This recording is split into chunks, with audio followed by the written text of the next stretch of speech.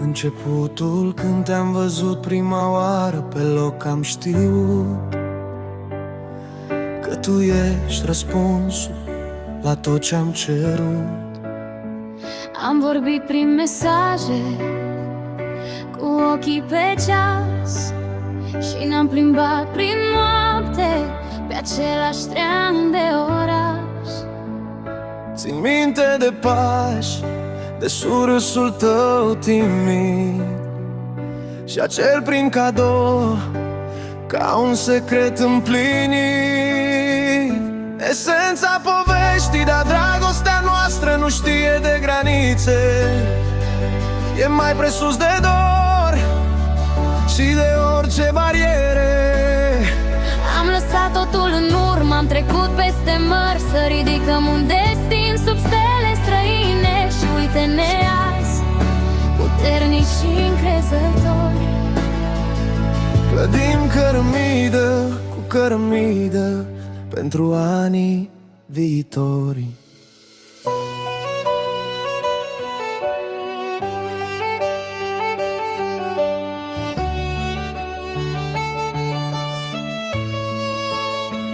Sacrificiul și reuniunea, tu ai plecat în țară, m-ai lăsat cu un gând amar.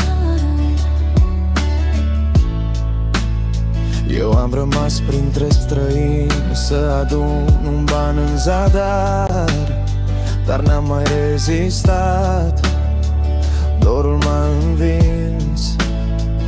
Am venit după tine, tu ai fost al meu sens. A fost un concediu scurt, cel mai frumos din toți anii, dar viața ne-a chemat iar să facem iar banii.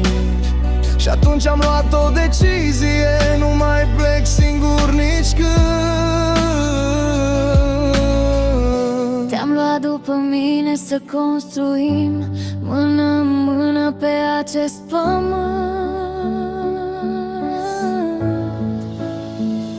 Esența poveștii, dar dragostea noastră nu știe de granițe. E mai presus de dor și de orice bariere. Am lăsat totul în urmă, am trecut peste mări, să ridicăm un destin sub stele străine. Și uite-ne azi, puternici și încrezători. Clădim cărămidă cu cărămidă pentru anii viitori. Punte, viitorul. Suntem singuri, departe, într-un colț de lume, dar împreună e mai ușor. N-avem alt nume, muncim pentru casa visată dintr-un salariu strâns. Și ne pregătim de viață, de un viitor ne-nspins, căci răsplata-i sigură, nu-i doar un fum. Ne pregătim de familie pe același drum. Esența poveștii, dar dragostea noastră nu știe de granițe. E mai presus de dor și de orice bariere. Am lăsat totul în urmă, am trecut peste mări, să ridicăm un destin sub stele străine. Și uite-ne azi, puternici și încrezători. Clădim cărămidă cu cărămidă pentru anii viitori.